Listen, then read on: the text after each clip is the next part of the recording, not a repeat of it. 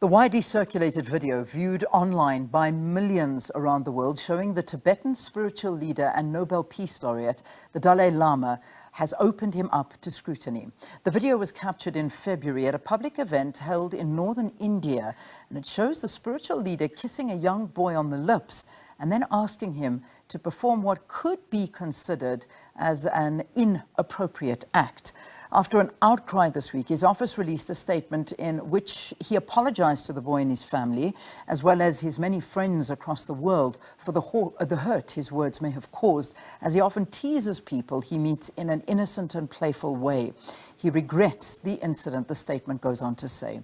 Well, to talk more about this matter and what some see as a deeper, covert but widespread practice that put a spotlight on sexual abuses happening within the church, we are joined from Cape Town by Reverend June Major, a sexual assault survivor and an ordained priest in the Anglican Church of Southern Africa, and also just making sure that we get the connection sorted out. I'm not sure if it's already now, but from the United States, we've got Elizabeth Good, the founder and chief executive officer of the Foundation United. Ladies, it's an absolute pleasure having you on the program, and welcome to you. Hello. Thank you for having us. Fantastic. All right, Reverend Major, let me begin with you while we sort out Elizabeth's connection. I'm not too sure how it's looking there. What was your reaction when you saw that video? I mean, I know every one of us have had different reactions, but I'd like to begin there. What is your reaction, and especially with your passion to protect abuse victims within the church? I was actually livid when I saw, good morning, thank you for having me. I was quite livid when I saw it, and when you hear adults laughing in the background and just making it to be something that is just by the way, and this is how the Dalai Lama just jokes around and teases. The fact that he kisses the child on the lips and then tells the child to suck his tongue, while in South African law, if you suck the child's tongue, it's called rape. Any kind of penetration is called rape. So as far as I was concerned, the Dalai Lama should be stripped of his position. He should be arrested and charges brought against him. So this is unacceptable. And for people in positions of power, which are supposed to be safe spaces like churches, where you feel that that's a place of refuge, to then do this and publicly, and there is no outcry. Elizabeth, let's get your reaction. What was the immediate thought after watching the video, especially for someone like you who's been working with survivors of abuse in the church? You know, I think it's story old as time. To me, I'm just surprised how it's coming out more. I feel like where it was hidden, now everyone's getting a little bit looser. You know, the allegations and the things that we're seeing, they're coming out more forthright. I've heard over the last 2 decades more stories about abuse happening in the church and under spiritual leaders, and that the child is just not heard, and how a parent will say, oh, you just need to go back. You need more Bible study. You need more piano lessons. And they're not picking up on the cues from their child that I don't want to go back. A child doesn't know how to say why they don't want to go back, but they're not paying attention when they share, I don't want to go back. And just seeing the grooming and seeing the outwardness of everything now, I think we're reaching new levels because so much has gotten normalized in every culture. It's just becoming something that people turn a blind eye to, and, oh, this is fine. So to me, I think it was confirmation of what we're entering into, which I think opens the door to solutions, quite honestly. And a great worry, because this incident happened in February already. And, you know, this is something that I think we need to speak about as well, is that this video started surfacing on the weekend, and then, of course, major news agencies picked up on it. And only then was there some form of a statement or comment that came from the Dalai Lama. But up until then, nobody had said anything. And that in itself is quite worrying and concerning as well. Let's talk to you about that, Reverend Major. I mean, the silence is deafening, and we know that, but only once it comes out, then suddenly we've got to have some form of a statement. And what did you make of the statement? Well, yes, the silencing is deafening, and that is happening in most churches or religious institutions when it is abuse of religious leaders. His apology wasn't much of an apology either, because he addresses his words that may have hurt the family, the boys, and his followers may have heard. And it's the words, not his actions. He does not address his actions. He does not take responsibility for his actions. And the fact that there had to first be an outcry before he actually spoke up and apologized. And as you rightly said, it happened February month. So why wait so long? Only when there's an outcry do you then apologize. So is that apology genuine? And the fact is that even though he apologizes, it minimizes the effect that it has on this child. It minimizes what happens to children, and especially boys within religious circles, by ministers, pastors, who rape and abuse boys. And that silencing continues because you can't seem to challenge the hierarchy, because who do they believe? They prefer to believe the perpetrator instead of the victim. So that wasn't much of an apology. And as far as I'm concerned, it's not the apology. Action needs to be taken against the Dalai Lama. Yeah.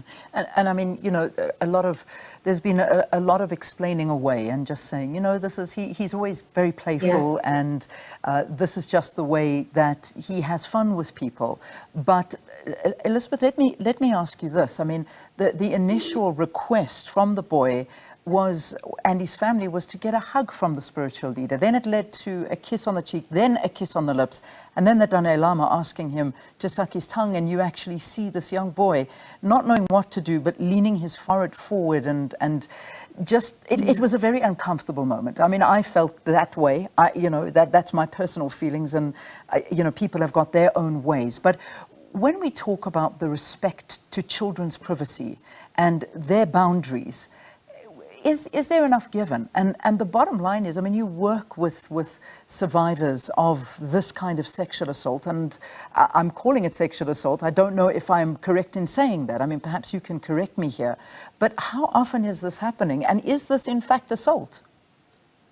You know what? Anything that makes you uncomfortable is abuse. Even now they're saying things online are abuse. I mean, we are entering an era where we're actually naming it for the first time. Any situation, an adult leering at a child feeling uncomfortable because of the way someone looks at them makes them feel, even if it's slight touch on their body and they're like, I don't really want to be touched. It's all crossing boundaries. And I think the two different dynamics at play here are the power and control, and, the power dynamic, especially when it's a religious leader. We see this again and again, whether it's, political or high level, but especially in religion, there's just this sense of respect, and nobody's going to say anything, and that must not have happened. And what we do know is it's generational abuse, it's generational secrets, generational patterns of staying silent. And then with children now, they're saying the gaslighting, and gaslighting is when feelings aren't acknowledged. To say, oh, I was just playing, that does not acknowledge a child's feeling. It actually makes them more confused, because a physical boundary being violated is extremely confusing to a child. They don't know what to do. They freeze typically and try to just be obedient. But then when someone says, oh, it wasn't that bad, I was just kidding, then there's already, shame hits a child immediately, and then confusion. And this is why we're watching children, their identities getting so confused, because this is happening very regularly. And, they say 1 out of 9 children on social media, 1 out of 3 are going to be sexually abused girls, 1 out of 5 boys are going to be sexually abused. The stats are staggering. And I think it's great that we're taking pause here and really commenting on it. Yeah. Reverend, are we making much ado about nothing? I mean, I'm asking this as being a devil's advocate here, because it is important to ask that question, because some people are saying, we're reading far too much into this, that it was really just a playful thing, and why are we making such a big deal of it? Obviously, there were cameras to capture this. They're not cameras all over the place all the time, but this just happened to be captured, and people are saying, you're going too far with this. What do you think? I mean, your sort of opinion on us taking this perhaps too far? No, we're not taking it too far. I work in schools and do programs, and we work with young people where we tell them consent is important. And if consent is not given, then it is abuse, it is sexual assault, it is rape. The child was too young to give such consent. It is quite clear, even when he hugged the child towards the end, it was a lengthy, prolonged hug. And you can see on 2 occasions the child tried to pull away. The child was quite uncomfortable. And if we are making this the norm, that we just overlook it, then you're basically telling perpetrators it's okay to do that because that is part of grooming. That's how they groom our children. Place of safety, a place of trust, a person that's trustworthy. So they groom us, and one thing leads to another.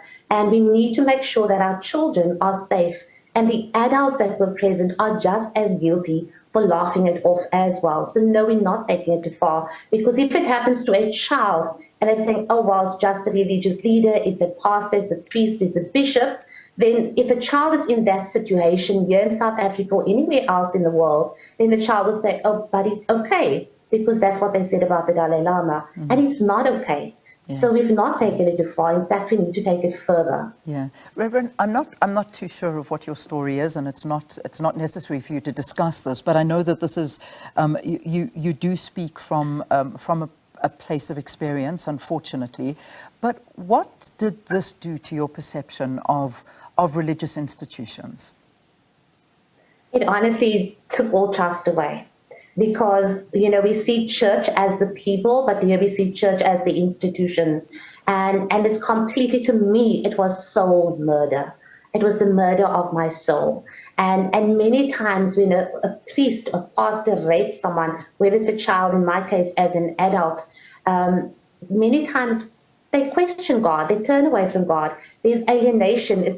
Church is seen as family and a place of belonging. And so that is taken away from you. And many times the victims turn their backs on God and say, but God allowed this to happen. That's God's spokesperson. So yes, it had a massive impact on my life. I was vilified by fellow clergy. I was called horrendous words. I was even spat on upon a time. My whole life was ripped apart. As you know, my story took me to 2 hunger strikes. I ended up homeless for speaking out against a priest who raped me. And the hierarchy, patriarchy, protects the institution and not the victim. And so we need to look at the victim and not at the institution. We need to be a loving God and serving a loving God and showing that in our manner in which we speak to. So yes, it had a massive impact on my life, as well as so many men whom I ministered to and counseled who's been raped as boys, and the effects it had on their life as a child. It impacts their whole life, the choices they make. And so when we look at this, we think, it's just a once-off event. It's not. It will impact the child's life. And that child actually do need therapy and counseling, because it will affect his choices that he makes. And most times the choices are not the healthiest of choices. And that we do hope is in fact what is offered to the child. Just a final question to Elizabeth as we wrap this conversation up. Do you think there's been a big enough outcry? Because whenever I'm looking online and I'm trying to sort of gather who's been speaking out about it, I mean, I've seen one really scathing attack towards it saying it's unacceptable, and that was from Cardi B. Other than that, I haven't really read major people coming out, except for organizations such as who we are speaking to right now on air, who've been talking out about it. And then those that practice Buddhism, and they're saying, that the Dalai Lama is actually being belittled for an expression that is in their culture to show a tongue. So do you think the world has spoken out enough about this, or has it been downplayed? You know what I have found on my decades of working with abuse survivors and being an abuse survivor myself, most abuse happens in childhood, and the stats tell us that most people don't speak about their own abuse until 53 years old. That's my age now. So I think we have a world that hasn't dealt with their own abuse. We have a world that doesn't know how to speak to it. When they see it, they get silenced. I think that we have generational silence, generational not dealing with anything, generational let's just put this under the rug because this makes me uncomfortable because I haven't gone there in my own life. And I think that is what we're just starting to see a bit of a turn away from. I think there's more people outraged than are voicing it because people are so afraid of this cancel culture. And if you speak out about anything today, you're going to get just lambasted and labeled something. But I think the truth is, as mothers, as women, as fathers, looking at our little boys, we need to speak out. Everything that we create at the foundation, the thing for schools is called Speak Up. It's the curriculum teaching people to have a voice. But we go in there and look at the teachers because it's the teachers and the adults that have a problem speaking up. The child might come forward, but they're not validated. And the stats also tell us that only 4% of children will make something up. this is their reality. Yeah. And so there has to be a huge shift in culture if we want to change, because we are going down a path, not only the same path, but it's getting exponentially worse, the grooming, because of everything happening Ladies, with the online component. I have to leave it there. Thank you, both of you, for this conversation. Reverend June Major talking to us, as well as Elizabeth, who is also talking to us from the United States. Elizabeth Good, founder and chief executive officer of the Foundation United. Quick break. We've got to say goodbye after this.